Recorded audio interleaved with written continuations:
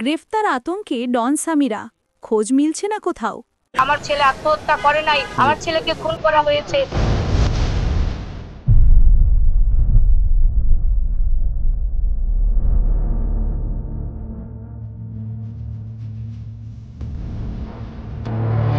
প্রধান আসামি নায়কের সাবেক স্ত্রী সামিরা হকের হদিশ মিলছে না।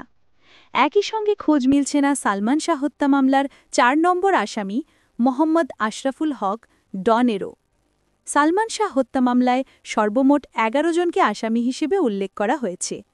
হত্যা মামলায় ১ নম্বর আসামি নায়কের সাবেক স্ত্রী সামিরা হক। অন্য ১০ আসামিরা হলেন প্রযোজক আজিজ মোহাম্মদ ভাই, খলনায়ক Don, Latifa Haque Lucy, David, Javed, Farooq, Mayfair beauty সেন্টারের রুবি, আব্দুস সত্তার, সাজু ও রেজফি আহমেদ ফারহাদ। ২০ অক্টোবর সালমান শাহের অপমৃত্যু মামলাকে হত্যা মামলায় রূপান্তরের নির্দেশ দেন আদালত। মহানগর দায়রা জজ আদালতের দেওয়া নির্দেশের ২৪ ঘণ্টা না পেরোতেই রমনা থানায় একটি হত্যা মামলা দায়ের করেন সালমান শাহের মামা আলমগীর কুমকুম। এরপরই নড়েচড়ে বসে পুলিশ। শুরু হয় তদন্ত শুরু হবার কয়েকদিন পরও সচল ছিল ডন ও সামিরার ব্যবহৃত মোবাইল ফোন। কিন্তু গত কয়েকদিন ধরেই তাদের ব্যবহৃত মোবাইল ফোন বন্ধ রয়েছে। সামাজিক যোগাযোগ মাধ্যম হোয়াটসঅ্যাপ, ইমোতেও যোগাযোগ করা সম্ভব হচ্ছে না ডন, সামিরাসহ অন্যান্য অভিযুক্ত আসামিদের সঙ্গে।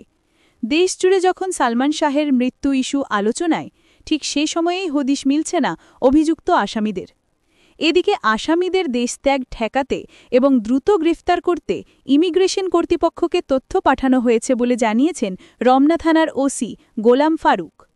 দেশে থাকা আসামিদের অবস্থান শনাক্তে তথ্য প্রযুক্তির সাহায্যে মোবাইল ট্র্যাকিং শুরু করেছে পুলিশ। আসামিদের দ্রুত গ্রেফতার করতে বিমানবন্দর ও সীমান্তে বাড়তি সতর্কতা সহ নেওয়া হয়েছে প্রয়োজনীয় একাধিক পদক্ষেপ।